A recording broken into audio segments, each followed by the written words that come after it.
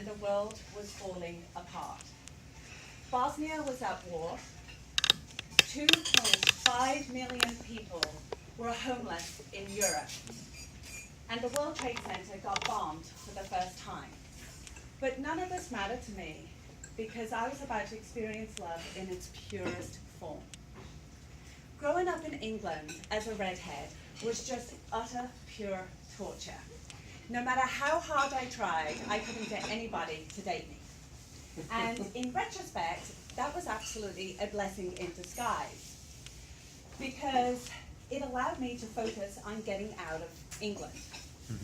So at the tender age of 18, I landed a job as a nanny in America to 2 little girls in the sunny state of Florida. I had no intention of getting a boyfriend, let alone dating. But don't misunderstand me, I had every intention of kissing as many American men as I possibly could. But that was all about to change because I was about to meet my future husband. I will never forget the day I met him.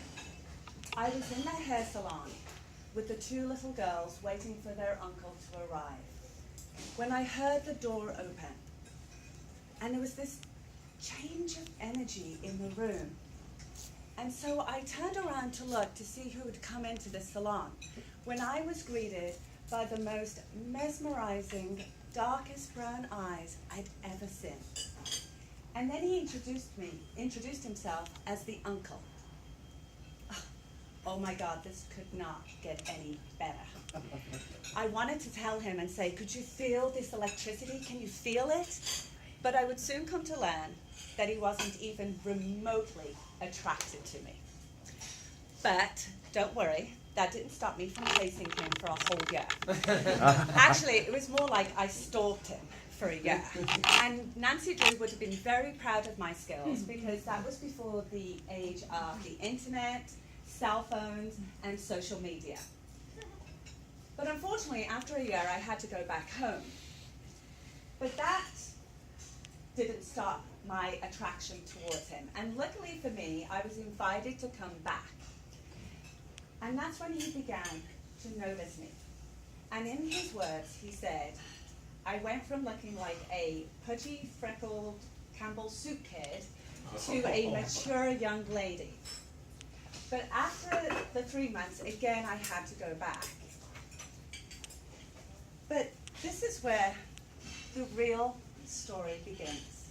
Because here are the letters of 2 people from 2 different countries, ethnicities, culture, and background that fell in love.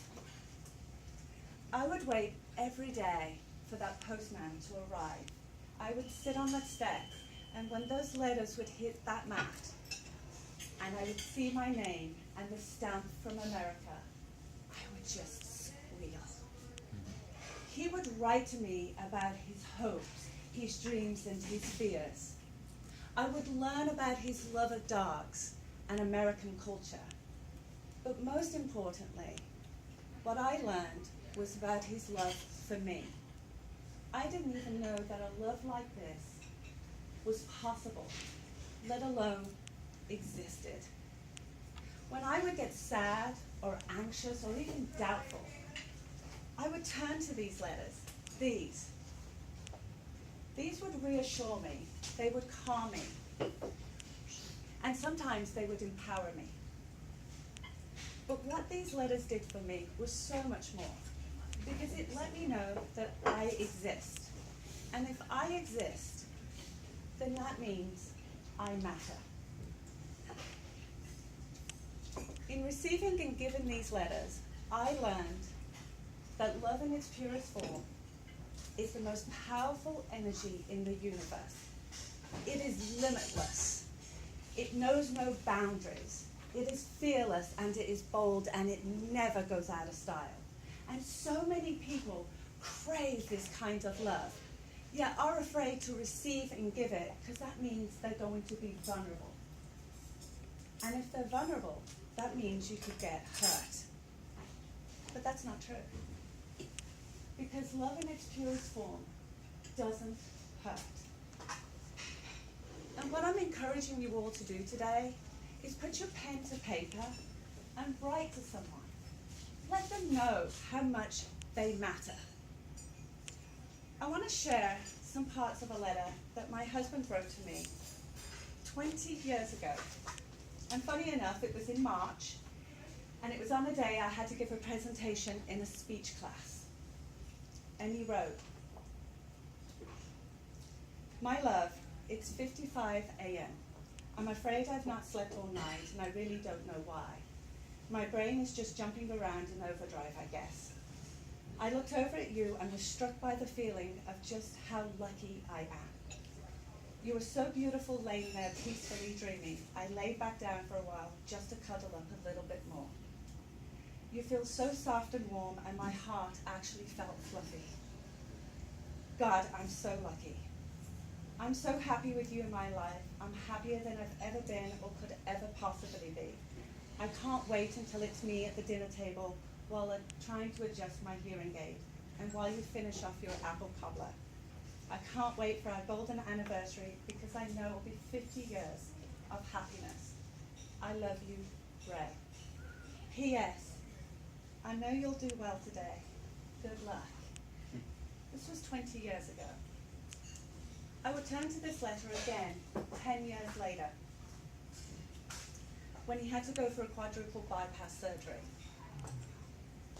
While he couldn't physically hold me and tell me it was going to be okay, or verbally tell me that he was going to find a way to get back to me, I knew he would fight. I knew he would find a way because of his words. I would turn to this letter. And then now, 20 years later, his words still have an impact on me. Like today, I know you will do well. Today, good luck. You don't know the power of your words and what it can do for someone. The power of your words can lift someone up. You don't know if it will impact them now, 10 years from now, or even 20 or even 30.